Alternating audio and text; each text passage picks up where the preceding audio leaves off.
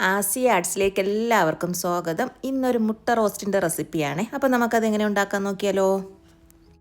ആദ്യം നമുക്ക് പാനിലേക്ക് ഒരു 3 ടേബിൾ സ്പൂൺ വെളിച്ചെണ്ണ ഒഴിച്ചു കൊടുക്കാമേ. 1 ടീസ്പൂൺ വലിയ ജീരകം ഇട്ട് കൊടുക്കാമേ. ഇതിലേക്ക് 1 ടേബിൾ സ്പൂൺ വെളുത്തുള്ളി ചതച്ചത്, കുറച്ച് കറിവേപ്പില, 1/2 ടേബിൾ സ്പൂൺ ഇഞ്ചി ചതച്ചത്, 2 പച്ചമുളക്, 4 സവാള കട്ട് ചെയ്തതാണ്, അതുകൂടി ചേർത്ത് കൊടുക്കാം. 1/2 ടീസ്പൂൺ ഉപ്പ് കൂടി ചേർത്ത് സവാളയുടെയൊക്കെ കളറൊക്കെ ഒന്ന് മാറി വരില്ല, അതുവരെ നമുക്കൊന്ന് വഴറ്റിയെടുക്കാമേ. ഇതിലേക്ക് ഒരു തക്കാളി കൂടി ചേർത്ത് ലോ ഫ്ലെയിമിൽ വെച്ച് അടച്ചു വെച്ചൊന്ന് വേവിച്ചെടുക്കാമേ. തക്കാളി നല്ലതുപോലെ വെന്ത് വന്നിട്ടുണ്ട്. ഇനി നമുക്കിതിലേക്ക് ആവശ്യമായിട്ടുള്ള പൊടികൾ ചേർത്ത് കൊടുക്കാമേ. മഞ്ഞൾപ്പൊടി 1/4 ടീസ്പൂൺ, 1 ടീസ്പൂൺ കാശ്മീരി മുളക് പൊടി, 1/2 ടീസ്പൂൺ എരിവുള്ള മുളക് പൊടി, 1 ടേബിൾ സ്പൂൺ മല്ലിപ്പൊടി. പൊടികളുടെ പച്ചമണമൊക്കെ മാറുന്നത് വരെ നമുക്കിതൊന്ന് ചൂടാക്കിയെടുക്കാം. എന്നിട്ട് ഇതിലേക്ക് ഒരു 1/2 ഗ്ലാസ് ചൂടുവെള്ളമാണ് ഒഴിച്ചു കൊടുത്തേക്കുന്നത്.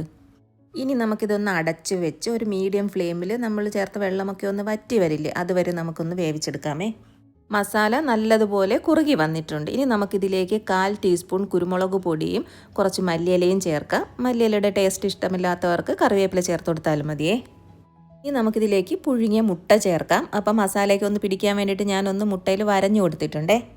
മുട്ടയിലേക്ക് നല്ലതുപോലെ ഒന്ന് മസാല പിടിക്കത്തക്ക രീതിയിൽ നമുക്കൊന്ന് മിക്സ് ചെയ്ത് കൊടുക്കാം. എന്നിട്ട് 1 മിനിറ്റ് കൂടി ഒന്ന് ചൂടാക്കിയതിന് ശേഷം നമുക്ക് ഫ്ലെയിം ഓഫ് ചെയ്യാമേ.